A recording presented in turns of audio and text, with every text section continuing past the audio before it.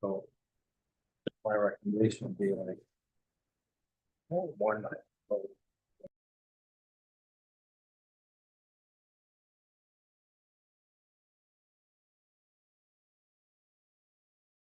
So, We're gonna have, Mike Moss gonna be back with, both speakers as well, or? I turn off the speakers. Test.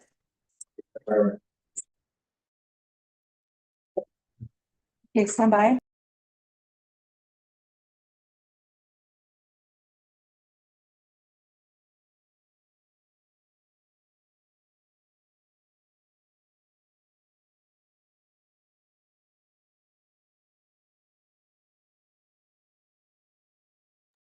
Okay,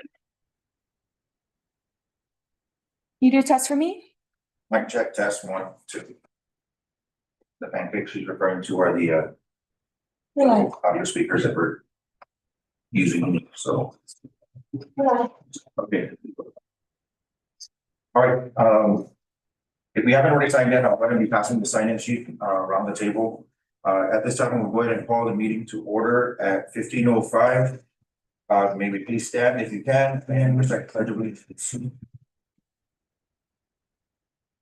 Pledge allegiance to the flag of the United States of America, to the republic for which it stands, one nation, under God, indivisible, with liberty and justice.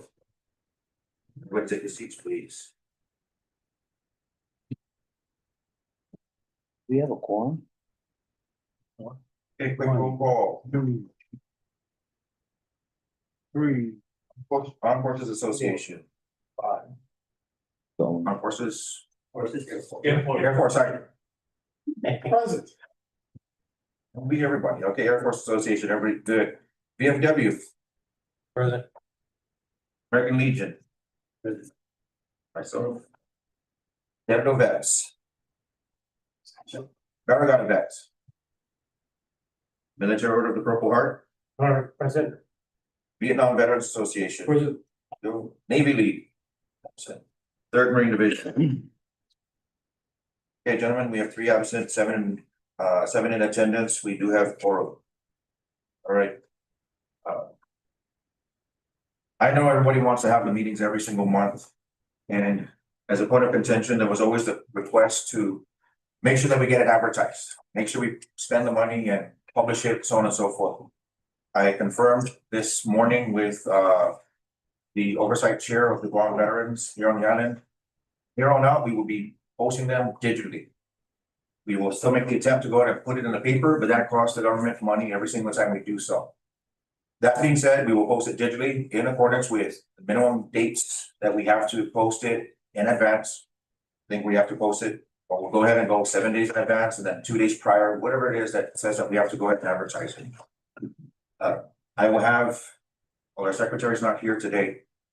But when we're gonna take the sign-in sheets, update the email roster, because the email rosters that have been going out are years old. So there's some names that don't need to be on there or anything like that. That, or you have ways to communicate with your organizations by, please by do so. If you have WhatsApp, we'll send a notice out with the agenda, the 7 days prior, share it widely. One of the things I was also thinking of doing, making a short message, record a 1 minute, a 30 seconds, 1 minute video. Some people don't want to sit there and read, or they was like, okay, I know the meeting, but video speaks volumes. So I'm thinking right before we send out the message or along with the notice, I'll record something very simple and attach it to those notices as well. Hopefully the word gets out and spreads a lot faster. So can you clarify again Senators, who opined that Senator Sabrina Matsoudas.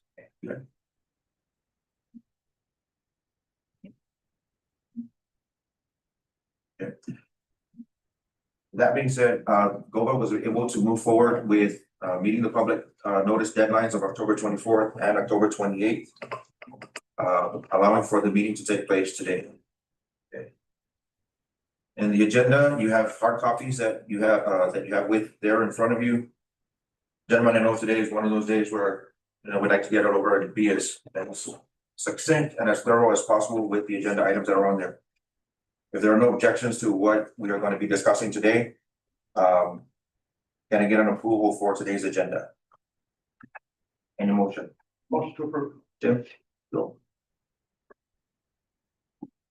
All right, the secretary notified us that he has an appointment today. Meeting minutes. As I shared in the past, meeting minutes, shared with, for meeting minutes, it was a lot easier to utilize AI moving forward. We have shared that with the secretary. I will be having a meeting with the executive board to see if we need to make some changes. It just seems like the meeting minutes, the notices, and a lot of that stuff is kind of falling by the wayside or just not meeting the standards. So I have that discussion. The meeting minutes, I don't have anything to present for you today. Like I said, secretary is not here, so I won't even ask for an approval of the minutes. Mr. Director, you have a report. I believe that's page number 2 of the flyers, the handouts that we had given to everybody. Mr. Griffin, please discuss your report. Thank you, Mr. Chairman. Good afternoon, everyone. Each one of y'all should have a copy of my report dated 31 October 2025. Guam Office of Veteran Affairs Director's report. On that, I'm following the agenda on the item number 1. Personnel update, just to let you all know, since February of 2025, we have placed an announcement and request for recruitment for those 6 veterans service representatives and 6 cemetery workers and 2 customer service reps. My report to you today, as of today, of the 6 veteran service representatives that we are required or are in need to hire, only 4 was able to be hired. We had concerns that some of the applicants that came in and did get the interview and then were offered the job were later came back and decided not to take the job for various reasons. And that's in a case of the veteran service rep and the customer service rep as well. So for those 2 items there, for the customer service reps, the requirement for us to hire 2, it gave us a listing of 5. We went ahead and offered a job to the second one. Apparently the individual came back not wanting the job either. So both the veteran service rep hiring process and the customer service, we are waiting for Department of Administration again to provide us an amended listing. Joe, real quick before you go on, is applicant number 3 and applicant 5 and 6 between the 2 positions there, did they just not want it either? Because you said there was 5, right, for the CSRs? Is number 3 just not meeting the standard, not qualified? No, so when they come in and they get interviewed, twice in a row, the ones that we did offer the position came back a few days later and decided not to take the position. I'm just trying to make sure that we've exhausted the first list, right? So 2, 3, 4, and 5 all said they didn't want the position, or Yes, and the way it normally happens, guys, if we're gonna hire, let's say, for example, 6 people, they give us a listing of 10. And then from there, we do we'll call them and let them know that we intend to do interviews. And in some cases also, several of them did decline the interview. okay. Just making sure we exhaust it all before we wait again for another list to come from DOE. Okay. Yes, so they do have for the veteran service rep and also the customer service, they do have a listing over at DOA. We're just waiting for them to provide us that listing. Okay. For the cemetery worker, of the 6 that we are trying to hire, they only sent us a listing of 2 a month ago. 2 that were qualified, that was it. So the announcement for that position is continuous. Okay, there was an amendment that we submitted into DOA to remove the language that was restricting the cemetery worker, which was the software license. That amendment and change was reviewed by DOA, given to the governor, approved to make that amendment happen. However, there is a part of the law that requires that after the approval of the governor, it has to mature 6 months before that particular change takes effect. It's crazy, guys. when was the approval given? The approval was just back in August, so, February is when that amendment is able to take effect. Okay, for now, just to let you all know, we are utilizing one permanent worker down at the cemetery, one LTE and 3 from the Department of Labor employees. Okay. As far as the equipment, guys, not much changes. We do have one backhoe that's still up and running. That's been somewhat being shared with the Parks and Recs. Joe, before we go on with the equipment, you're good with what you have here? Just to speak, just to kind of get through it, everything is good, there's no shortfalls in anything else? Yeah, as far as the equipment, guys, there's no shortfall. Okay. We're able to keep the equipment going. Okay, good to go. Expansions. Got a question. Question, sir? Coffin lift, what, do we have one? We got one on order? What is it? Coffin lift. Are we still using somebody else's? We have our own lifter. Okay, it's not on here. I just was asking. Add it to the list. I have a question on your personnel. The 4 VSRs that are hired, there a training plan? Yes. Yes, so the question was being asked, let me answer Mr. Miranda real quick. Somehow, it's not there, I apologize. That's all right. There is a lift, we do have one lift and 2 lowering devices, Okay, all right, but we are in the process to purchase 2 more lifts. which okay, are The 2 lifts, 25,000 each. Yeah. The lowering device is like $9,000 each, okay. heavy duty. Okay, so. All right, I'm just wondering because at the time we didn't have one, so. Just making sure, so if we have to go yell at the governor again. No, we don't have it, Good to go. we do have. Okay, Okay, back thank to- you. Back to Mr. Ada's question with regards to BSRs, do they have to go through training? Yes, they do. Right now, there are actually 3 parts of the trainings that do have to take place. Part of it is,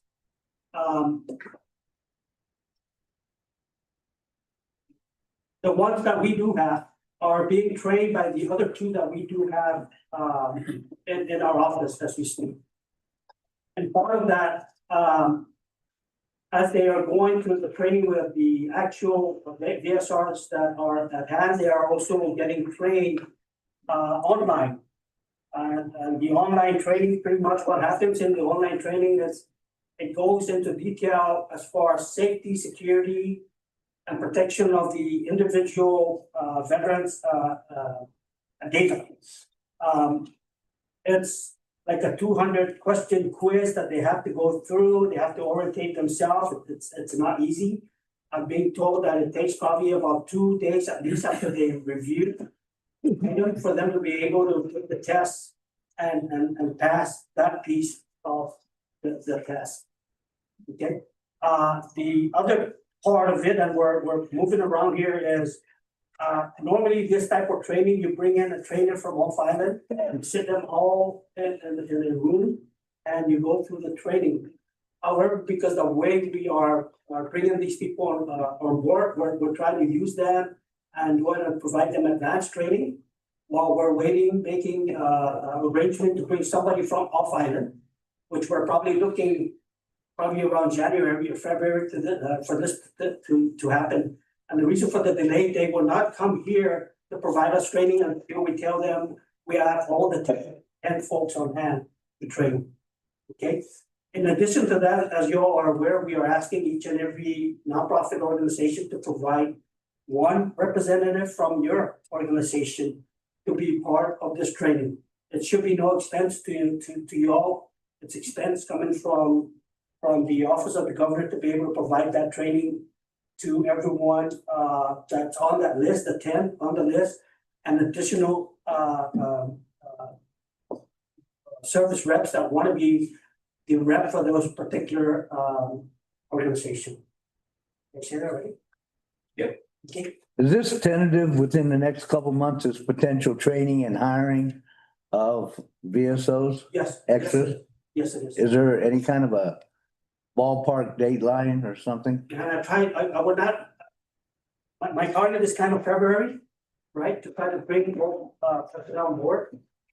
I'll tell you guys, you know, a year ago when I was up at the hearing and I said June of 2025, that was my target. It would have been a good target if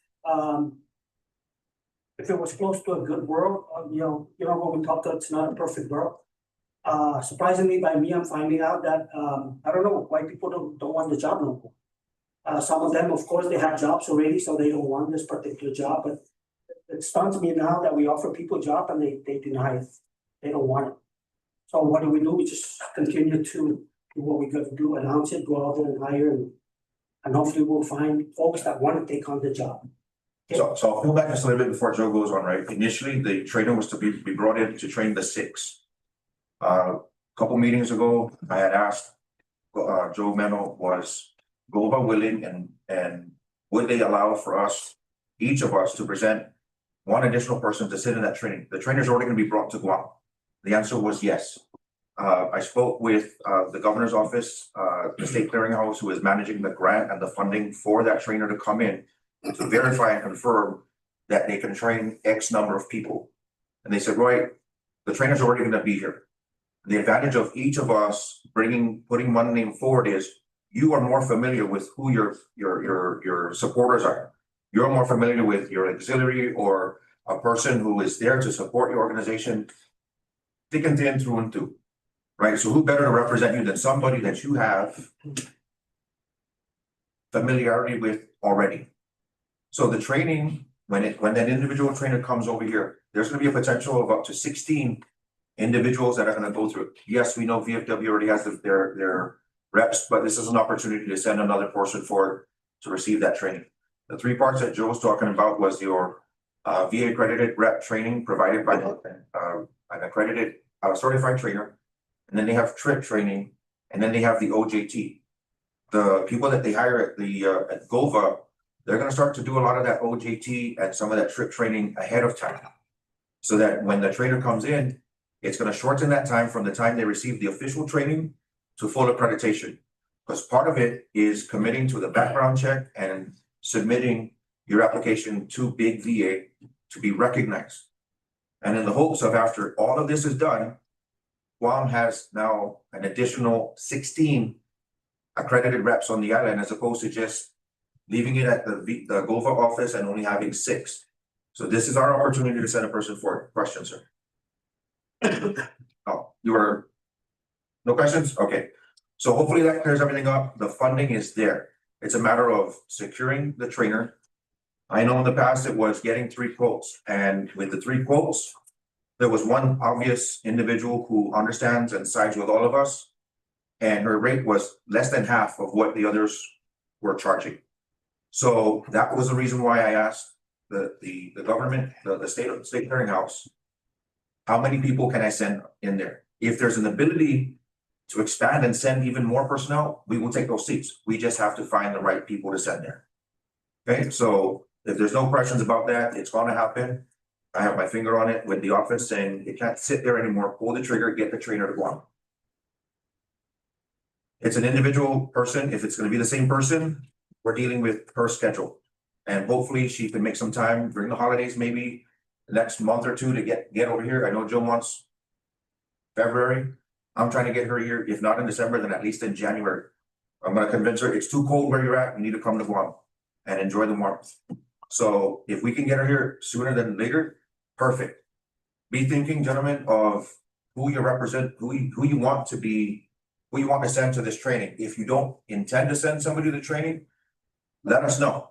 So we can maybe offer it to another organization or announce it to the general public. Maybe there's somebody who's been interested, they're not aligned with any of us, but they want to go through the training, perfect. Now, to hold people accountable, if the government's gonna be paying for this training for these individuals, you, I think, in your organization has to put something forward that says, hey, we want to make sure that you're providing services to our island and to our organization for a set amount of time, because we just gave you free training that normally would cost you thousands of dollars. What we don't want to have happen is somebody go through a training and then boom, split island the following week or whatever it may be. So it's a system of checks and balances. The ideal person is somebody who's coming, who's in your organization, you know, you trust, and is gonna be here. That's the ideal person. We don't want anybody just walking in the street saying, yep, good, train, boom, gone, leave the island. So, from that, we'll get to that a little bit more later on if we have to. Just be thinking in the back of your minds who you'd love to send to this training. And Roy, just real quick on that, just for the Air Force vet side, we're in the process of establishing a bench. So if there are any no-shows or you think all will, we could potentially have more than one rep that would be interested in that. Okay. Okay, perfect. Perfect. Thank you very much. Okay, thank you, Mr. Chairman. We'll go to item number 3, as far as the cemetery expansion. Of course, you know that the federal government is in budget, in rest for now. I predict as soon as it opens up, I will be receiving a letter from the Veteran Cemetery grantor notifying us of their decision to potentially award us a certain amount of grant funds for the expansion of the veteran cemetery. I expect that to take place first part of November. That's the way it happened last year. We expect at the same timeline. Once they offer us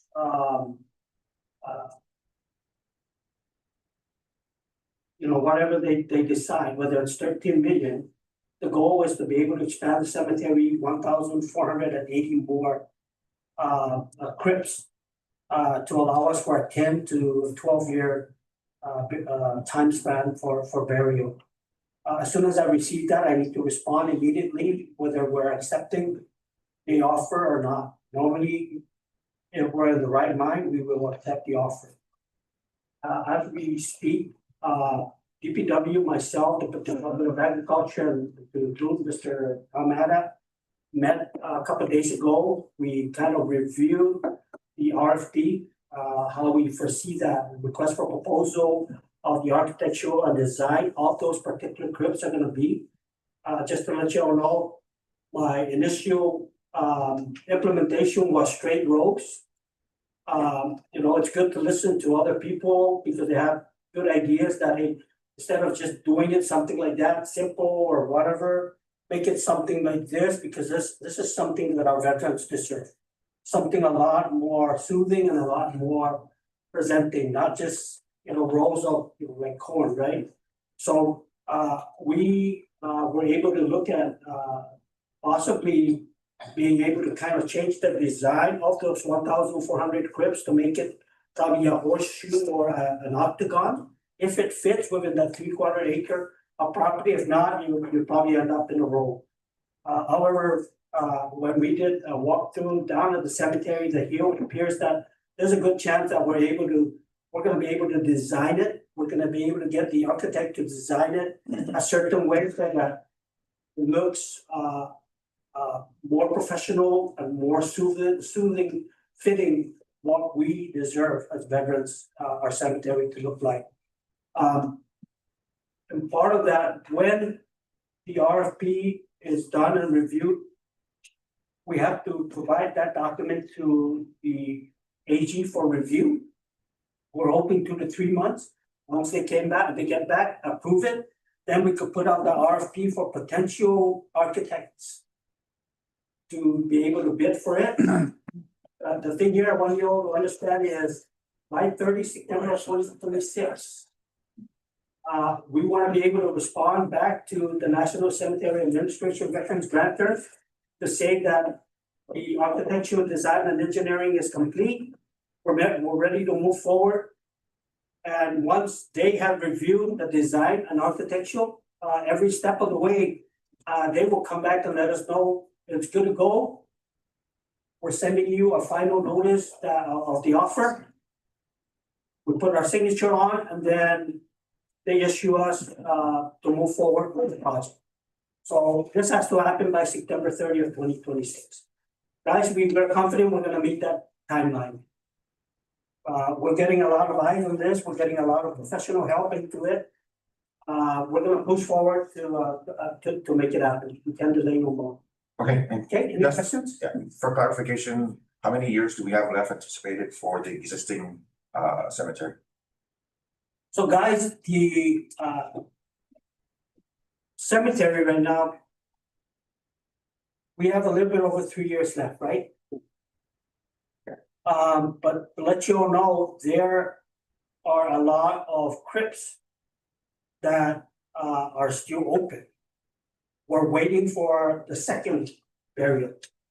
And so we're going to go through our inventory and start scrutinizing those that have passed away, like 10 years ago, find out where their spouse is at, whether they're still here or they moved on by them. I'll tell you what, we got a large number of still vacant crypts that are available. Okay, and so we're gonna do our best to hold it for those particular loved ones that those were reserved for, but we need to do our homework too to find out whether they're still here or they moved off island elsewhere. Brian has a question. Go ahead, Brian. To make me believe that any of this is being done, it's hard for me and my members. Because early in the year, we said we got 13 million, which wasn't there. Never got it, wasn't there, wasn't ever approved. We keep saying, and it's nice to say we're doing this, but what's actually happening?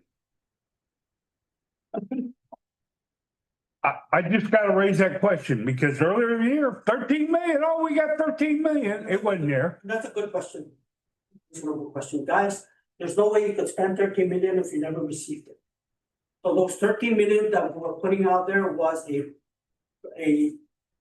pre-application offer that the Veterans Cemetery Administration granted. Okay, so last year, and I'll be straight up because it's already out there. When we look at the timeline that they wanted us to complete the design and architectural, they were pushing saying, Joe, what's your next move? Are you guys able to bring on board an architectural and design to meet the deadline before September 30th, 2025? And I said, no. So I went back out and said, okay, because we are not able to meet this deadline, we would like to be reconsidered for 2026, because obviously 2025, we're not able to meet the deadline. And So that the design stuff, is that already in work in case we do get this? So we're already with that? So, and that's a good question. So what had happened was, guys, before I came on board, again, when this started was back in 2022. They requested for, again, expansion of the cemetery to expand the cemetery life between 10 and 12 years. My predecessor did identify 5 different locations in the cemetery for that expansion, 5 different locations. Okay. When they came back during my predecessor's presence, they offered them, based on what you're asking with that 5 location, we're gonna offer you $8.5 million. Remember that? Right? That again went out as we got 8.5. You cannot have anything you never received. Those are all pre-application consideration coming from the cemetery grantor saying, we're considering. You will get it once you do all these different requirements. Okay, so all those 5, and I'm gonna answer Mr. Miranda. We have to make a change in the scope of work from what the AG had approved a year ago. We have to change the scope of work. Now we have to redo, because I said, no, of the 5 locations, it's not a go. And the reason for that, in order to have 1,480 crypts built in those 5 locations, one of them has to be that area where the crypts are leaning, which is where the river is at.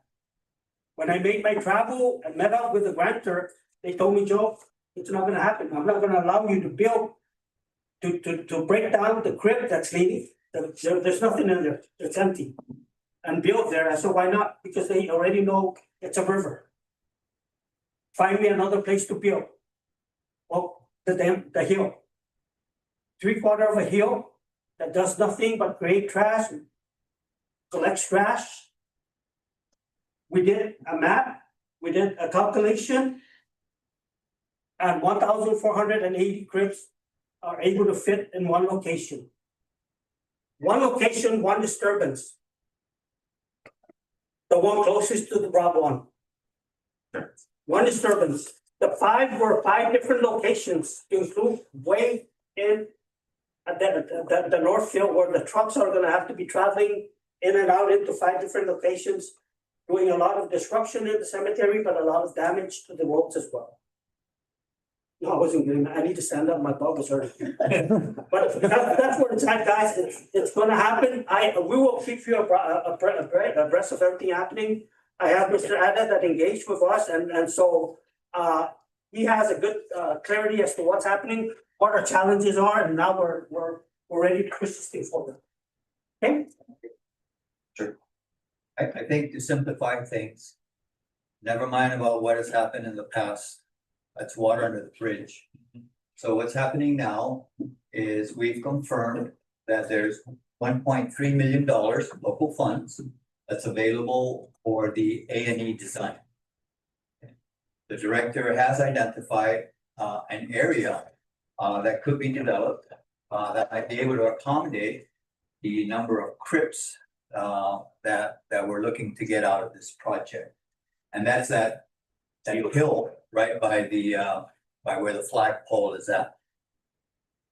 So there's been a meeting 3 times already with DPW. They've pretty much got the RFP document put together. Just this past week, there was an on-site visit to actually take a look at the area that we're looking at. And so I think it's reasonable to anticipate that before the end of this year, there will be a request for proposal that will be published to develop the A&E. Okay. The A&E, once it's done, will then be the basis to substantiate the amount that we are asking for. And right now, the document that you have is the National Cemetery Administration is saying there's possibly as much as $10 million available. Well, the A&E design will support whether we need 10 million or just 8 or whatever. And the way I guess it's gonna work is that as the design moves along in a 30, 60, 90 stage, there will be coordination between the A&E and the National Cemetery Administration to make sure that we are moving in the right direction. So then once everybody is agreeable to the A&E design, then the A&E is also a part of that contract is to develop the bid document for the construction. So once that A&E is approved, and the National Cemetery Administration is agreeable to the design, then they'll give us they'll issue the grant, and then the construction bid be issued. And that has to be done before September of 2026. So that's where things are at. So in other words, it's moving the way it's supposed to, and It's moving. okay, It's moving. then let's move on and go to something else. Mr. Chairman. Sure. As you know, I do the Guam Vet Talk Show. This past Wednesday, I received 5 phone calls in regards to the cemetery and the procedures going on there by local residents waiting for their loved ones to be buried. And the nearest one they can get was quoted to Miss Bobby, who's my sidekick on the show, the 14th of next month. And that's pending. That was 3 burials. And when inquired why the delay, supposedly because they need a blue ribbon cutting at the cemetery. 2, there's not enough of officiating or not enough workers to accommodate. Mr. Director, are you doing presently as many as 3 burials a day? Now, most of the burials we execute a day is 1. We could execute 2 if one of them was either the ground or a crypt. and the second one is either a columbarium. We're not able to, at this time, accommodate two burials, either a ground or a crypt, because most of the time, they come in at about 1:30. So because of the manpower I have, we're only able to accommodate one per day, because the requirement is whenever you're burying someone on the ground, you have to at least have 6 employees. And at times there, I only have 4. So do you require more assistance physically with personnel, or do you need more money? What do you need? No, well, the money's there. We just need to get the people that qualify to come on board so we can do what we gotta do, be able to bury more. Guys, we're able to bury 3 people a day if I have the suitable number of employees on hand. For now, guys, I'm asking y'all, to place your trust in me that we're gonna do, and we're doing everything that we need to do to ensure compliance of law and compliance, to ensure that we take care of our veterans and their family on long. October, November into December is a very difficult month. And I don't wanna say this, but I don't know, there's an increase of burials November, every day. And so if there was a gap, if there was a reason that someone was not able to be buried, that means there's already someone scheduled for that day. Or because we have All Souls Day coming up on the 3rd. Requested from my folks not to schedule any burial the week before, so we can clean slate the cemetery. And make it look like it should. Does DPR have cemetery workers? Because don't they have to bury up at T-Rex? Yeah, so DPR has cemetery workers, 2 of them. So when they bury, they're only required 2, that No, sometimes we help each other. try to figure out manpower Yeah. resources to try to get rid of the 1 a day and try to maybe increase it to 2 a day. We get more people on board, guys, where we're able to do it. Okay, it's the same as the students. And Johnny, it's got nothing to do with the ribbon cutting. As a matter of fact, we're not gonna open until there are material. I did that call before I left to Wyoming. That I still have other things that I need to get done in the chapel. In the chapel? In order to meet, Okay. the. Because that was another thing they were asking. The occupancy. If the chapel's complete and it's said complete, what are the necessities to be able to accommodate some of these people that, they can't afford the outside services?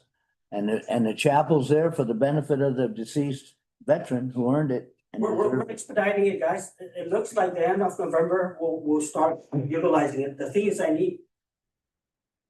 It's a multi-denomination chapel. However, when the Father Goffigan came and looked at the readiness of it, there were several requirements that I had to ensure it's in place before, the Catholic part does any type of ceremony in there. And so I will think within 2 weeks or 3 weeks, I should be able to get those items in place and open up the chapel and move forward. So I can relay that to the listening audience. Other religions sometimes don't require what our Catholic religion requires. They just need a place to pray and do this and that. Okay. Good. Sure, good. So I listened to your talk show and about the concern that there was this one veteran. The earliest that he could get buried was like 34 days after he had died, and that the widow wanted, would have liked to have had a burial date, just like around where the 9th day of the rosary is, right? But so I got interested and I went down and I sat down next to Joe and said, what's going on here? And so just for the month of October, they have a total of 10 burials. And on average, it was taking like 21 days to, right? But then there's other moving parts in there. So like if you're Army and you want an honor guard, you have, a request has to be sent to Hawaii. That takes 2 weeks. So that's 2 weeks that's dead already. But it seems that with the Air Force and with the Navy, it's a lot quicker, right? It's not none of this 2 week stuff, so there's that moving part there. The other moving part is, for the month of November, there's already 10 burials that's scheduled. And November hasn't even, hasn't even started yet, but it's already 10 scheduled. And, for the month of November, the average day from the date that the person died to the date that he gets buried, it's about 27 days. And that's not including there was one there that took like 47 days, finally get a slot, right? There's a lot of moving parts. Yeah, he does have limitation on manpower. He could work them 5 days a week, but the guys need some time off. Otherwise, you also need, overtime and all that. If you need help, we gotta find him help from nonprofit organizations, from the government of Guam. Somebody out there's gotta help him so he can come up to a legitimate working succession to give to the people. I got that. Can you put in a request, sir, with the front office or whoever it is, to see if you can accept volunteer cemetery workers? If you're 4 guys, if there's 2 to stand by, that's just as safety, whatever it may be. If that's possible, we can put the list and we can put the call out for individuals that are more than willing to give up maybe an hour or 2 of their day to be down in the cemetery. Where there's a lot of individuals that go down to help clean, water blast, do all that stuff. I'm pretty sure they don't mind wearing the organization colors or whatever it may be and standing down and say, hey, I count as a 5th or I count as a 6th person. Let's proceed and hopefully try to get to 2 burials a day if that's possible. I would. Well, I'm agreed, not but throwing ideas, guys. more pressure needs to be put on the governor to hire people at that cemetery. Well, We've been beating the same horse Brian, for a you year. heard the report, he just said, he's put out for lists, nobody's applying, he had to do the change. So we can pressure them all they want, but if nobody's applying for the jobs, we can't force. What about DOC program there where every day they work, they get paid for it and they get time off their time to serve for whatever sentence they got? And that's. That was a program that was supposedly going. DOC, I'll see what I can work. Huh? I'll look into what I can work with DOC. Okay, I'm up for parole the next week, Scotty. And the department. Yep, moving on. Helps. Oh. Very good, sir. Thank you very much. Okay, Just take a moment, we have 2 representatives for the fourth. Okay, so on, introduce them, Ed Camacho and Frank Now, thanks and welcome aboard, you guys. thank you, gentlemen. Yeah.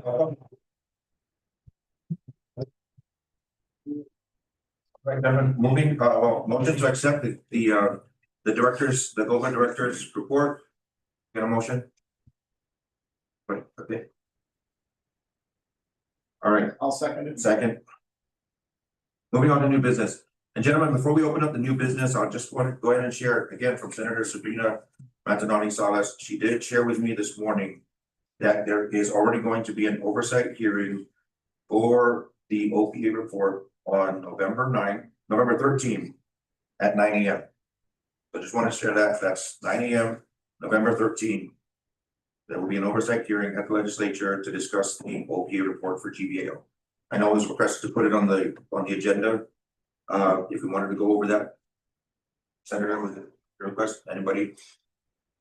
No, if not, it'll give us more time to review the report, have your comments, concerns, issues, whatever it may be. Best time to air it out would be that morning at 9. Or if we get a copy of that. Sorry. You talked to Senator Montanani. I noticed that none of her people are here. And how about Senator Borja, which is the assistant? Have you heard from him on why nobody ever shows up to commission meeting? Even though they are the veterans people? As usual, there's always open invitations to all the senators, the congressman's office, and The 2 that should be here is the chairman and the vice chairman. So if you didn't hear anything about them not gonna be at this meeting, then I feel obligated to go on radio, TV and everything else and call them both out for not being in attendance. Because if we keep letting them get away with not doing anything, then we're not doing our job. understood. And gentlemen, not everything has to be a fight. Okay? No, it doesn't have. And I get it, right? But yelling and hollering is what these elected officials have heard about veterans on Guam for decades. And that is something that I'm absolutely trying to change.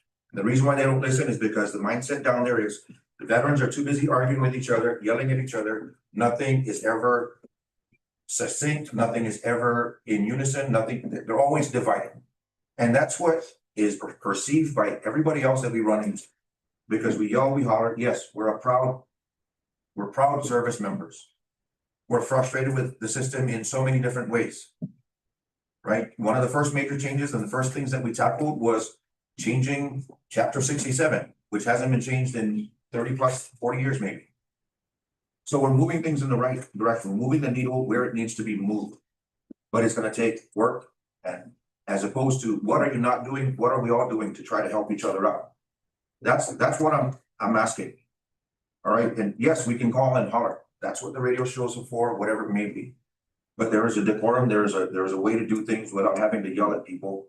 There's a way to do things where we can say, look, we are all in unity saying this is what I'd like to see change. And yes, it's been asked. When did I say I was gonna yell at him? I'm just gonna put him out and ask, where you at? Yeah, calling them out, saying they're not doing their jobs is the same thing as yelling at the individuals, as opposed to what did they do to get you to come down to these meetings? If they're watching, great, I can't tell, they're behind the monitor, I don't know whether they're on or not. They probably have somebody sitting in there Understand? listening to it.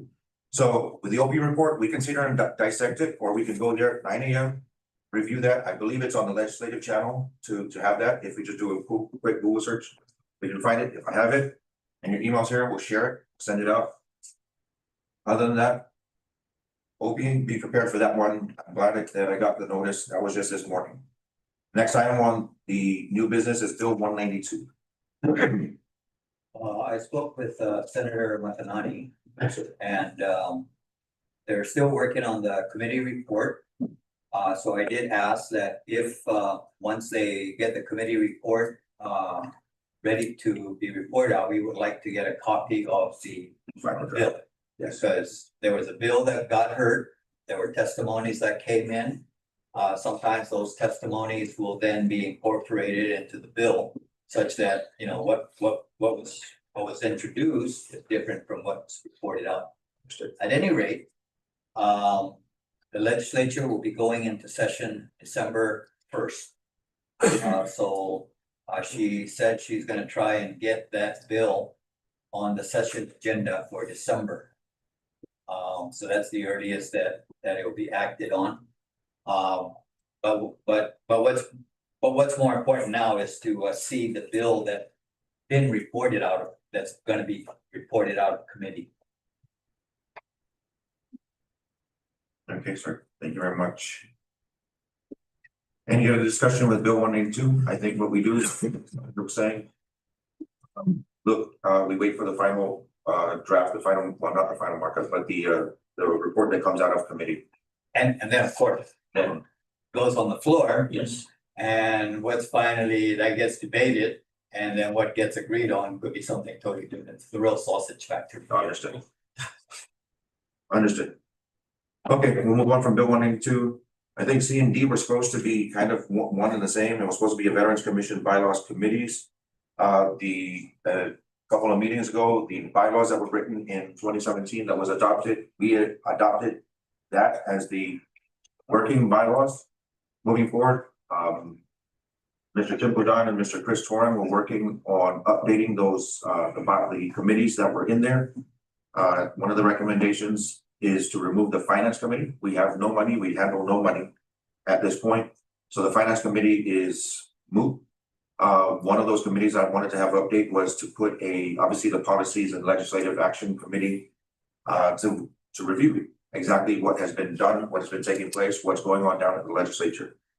And I think that's where at the next meeting, if Tim and I guess if Chris is still assisting with that, maybe either combining a couple of them, but I believe there was 8 or 9 different committees. If we can narrow that down, the only addition to that would be the grievance committee. And gentlemen, I know right now the existing law calls for the opportunity for members of the public to air grievances and so on and so forth. One of the ideas that I had thrown out there was to establish the grievance committee to hold town hall meetings where individuals can come, present their grievances to the grievance committee. And then the grievance committee then reports here at the commission. The reason for that is a grievance committee meeting could take an hour, it could take 2 hours, it could take more than that. As it's written in the law or in the bylaws that it is right now, grievances are meant to be directed through an existing member organization. And then the member organization then presents it to the commission. I'd like for the committee to hold their own separate town halls. So that way, if there's anything that's gonna be brought up, it's brought into the same room. The committee collects the information, summarizes it, and then presents it to the Veterans Commission itself. Okay, so if it's okay with everybody, I'll give to next month for Mr. Puzan to give us his recommendation, the final recommendation of that, to work with the executive board to narrow them down and just update the committees that were suggested in 2017. Mayor, thank you very much. Are you leaving already, sir? Yes. My apologies for not recognizing you when we first started the meeting. Thanks for calling me. No, I know. We're gonna try to get this out. All of our grandkids are reading. I like to stay on the work. Thank you. No, sir. Thank you very much. Any discussions with the bylaws, Yes. sir? So when are you expecting them to be finalized and signed and put in a motion? Oh, kind of looking at me, huh? Bob? Oh, okay, so let me respond to that. So there was a set of bylaws that was established or not established, but put together that was entirely separate from the 2017 bylaws. So the commission adopted the 2017, so 2018. 2018, so this would be a partial rewrite on that. So if it's a tweaking, yeah, we could knock it out in the next 30-45 days. If we're looking at more massive changes, then I would recommend we establish a bylaws committee and, folks involved, because, I could be doing this myself, but maybe not such a good idea. Right, but what we need to do, and I made the mistake and didn't keep a stamped copy of the approved bylaws. We need to get that done again, get the stamped one so they can't, here it is, it's on file. Then we do a committee we need to get rid of the finance and tweak some of it. But at least we have something to work with.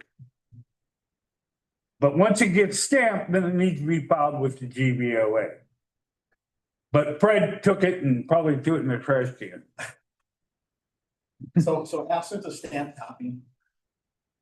At this point, if we're looking, again, I'm putting it to the commissioner, if we're looking at doing a substantial changes to that original set of bylaws, I need to know that before I go in and just tweak a few committees things. So let's set the milestone as this. Take the 2017, 2018.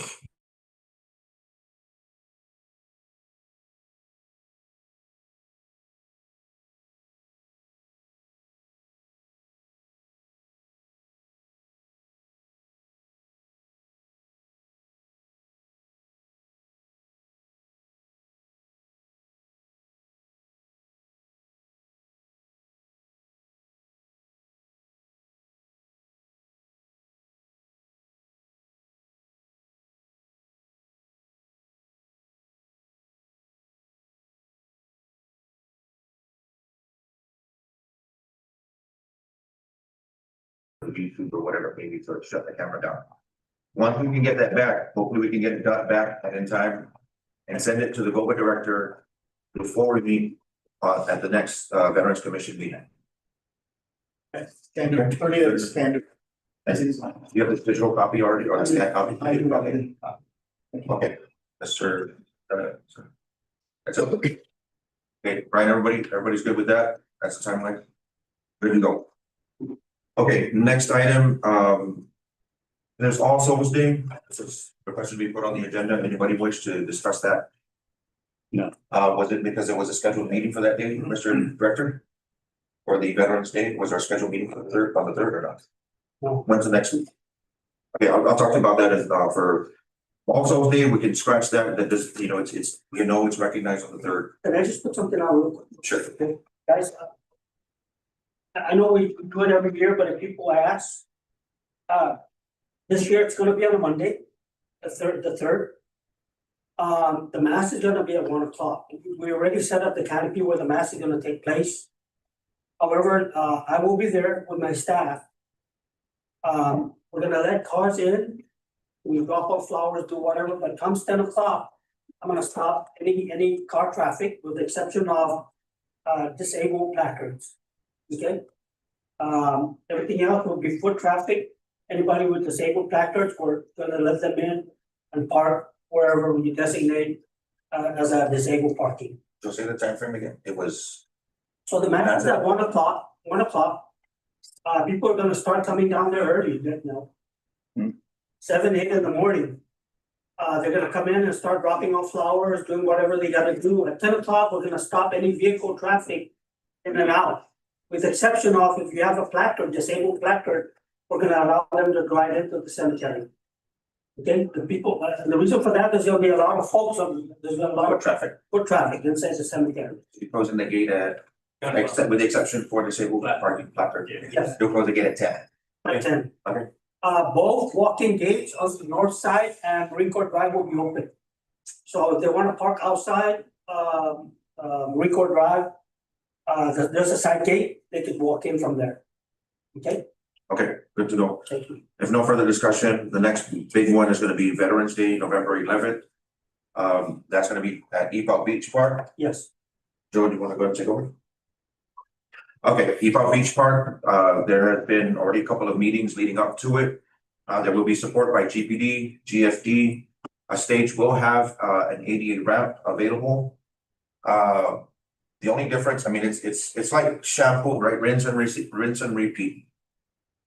What was put out was making sure that you send your Veteran of the Year nominations down to the GOVA Director's Office. I believe the deadline was this past Monday. If you are the Veteran of the Year, you should have already been contacted to let you know when rehearsal is gonna be, where parking is gonna be, so on and so forth. I believe if you go on the PIC side, was it PIC side or the Hilton side is gonna have more of the disabled parking? PIC. PIC side is gonna have more disabled parking stalls set aside for that day. With the committee is asking for all the Veterans of the Year to show up at least by 10 a.m. You'll be shown your seating assignments and all that good stuff. Organizations were asked to help assist with donating food items and or drinks to the GOVA office for that day. There will be assistance by the a couple of the JROTC cadet programs here on the island. Up to and including a Cub Scout pack coming up from the naval station. These Cub Scout kids are elementary school age. And for the kids, they wanted an opportunity to be able to work and visit with the veterans themselves. So we're gonna task them to do very simple stuff like bringing water and passing it out to the veterans that are in attendance. So that's a 10 a.m. show time. The MC for the day is gonna be the wonderful Miss Crystal Paco San Agustin, who is joining us here today. Obviously, she looks a lot better than I would in a dress, and she can sing the national anthem. Everybody can agree to that. Heels are not my thing. So it's gonna be a day, and it's a day, remember, we have to make sure that the public also knows it's a distinction. This is our day. As a veteran, we can celebrate this day. Memorial is the day where we say, have a blessed day. We can say happy Memorial Day. Happy Veterans Day, right? And so, I'm sorry, Roy, may I interrupt? I'm going to be letting Senator Sabrina Salas Metanani into your Zoom room. sure. You'll be able to hear her, you won't be able to see her. Okay, not a problem. Okay, so that's Veterans Day. If you're, the only other thing that I asked was, in past, when you were greeted on the stage, you were given a bag, you were given a lei, you were given everything. And then when you got on the stage, you had a chair and no place to put your stuff. So your stuff got mixed up with the guy next to you, whatever it may be. So I asked that when you enter for the Veterans of the Year, they get on the stage, they find their chair, bring a bottle of water and not have to worry about what's in their hands. They might have their cell phone and play games, so that's fine. They will receive their award from the governor and the dignitaries that are in there. That'll be the first thing that's in their hand. They take a seat. And then before they leave the stage, they will be then presented with their gifts from different agencies, from GOVA, from the governor's office, and so on and so forth. Food and drinks will be handled by the Guam Office of Veterans Affairs. It'll be in the main pavilion. So if you're gonna stick around, and eat, by all means do so. If you need to take medication, come early, grab the bananas and the fruits, and then sit down and then, we'll all be fine. Okay? Any questions about Veterans Day? The report I got is we have like 35 nominations and I think 4 or 6 from the active duty. So it's a good number. Crystal reads very fast, so we'll try to keep it to an hour, maybe less. I have not heard of any flyovers or anything like that, so. Again, this is an opportunity to celebrate the veterans of our organizations and, mayor's offices and so on and so forth. So we'll have a great day that day. Some villages or some people believe in boiling rocks, so it doesn't rain, do whatever you gotta do, but we'll just, hopefully, cross our fingers for good sunny days. All right. Also, this month has been declared Veterans Month. I know that there's a bunch of different activities that are taking place. I'll go ahead and I'll share. November 7th, the November 7th, the Camp Plaza Marines will be holding their Marine Corps Ball at Dusitani. I know their tickets are available for purchase online. Or Ms. Jendula, you can reach her up there. November 8th, the Once a Marine, Always a Marine organization is gonna have their potluck. And that is down at Inlahan Beach. That's at 12 noon. Yes. Ends at 5. I won't say before the beer and alcohol runs out because there's a slim chance it's gonna run out. So join your fellow, Marines, and then you don't have to be a Marine to show up, they'll accept all branches. To come down and celebrate with them. November 10th, on the day of the Marine Corps birthday, 3rd Marine Division Association will be doing a sunset ceremony at 17:30 hours at the Aspen Beach Landing. Aspen Beach Landing site. They will go through the official ceremony of reading the general's birthday message, the commandant's message, and have the cake cutting ceremony as well. Very light refreshments will be provided at the end of the ceremony. Gentlemen, anybody have any other celebrations or anything going on from your organizations this month? Nobody? Everybody's. Yeah, so I'd just like to, Tony did mention this, the BBA is also having a racing on the 15th at a good time. In conjunction with this Veterans Month also as well. Okay, and they reach out to you for tickets. Charlie. Charlie's gonna have tickets. Everybody see Charlie before you leave. Okay. All right, gentlemen, let me go and take a look at the next meeting, make sure it doesn't fall on any other holiday. So the month of November, we have 4 Fridays. November 28th is the day after Thanksgiving. I need a show of hands if we want to push it to the following week of December 5th. For November, December. 1 week after November 28th is December 5th. Unless you all feel like coming in on, well, there's a chance that it might be declared a government holiday. With that anticipation, I don't want to have to log it in and then have to change it later on. I say December 5th for the next Veterans Commission meeting. Yeah. All in How favor? about a week earlier? Say it. How about a week earlier? Week earlier, It's Thanksgiving. 21st. Yeah. Okay, that's 4 weeks from now. Is everybody in favor of the 21st? Yeah. 21st. Yeah. Make a motion that we move the meeting to Okay. 21 November. Okay. Brian got a motion. I'll second it. Okay, all in favor? Yeah. Aye. I get to go November 21st, next commission meeting, 1500, large conference room. Okay, gentlemen, the time is 16:07. Thank you very much for your input. Hello. Thank you very much, Hi. everybody. Hello? Wait, sign in, correct?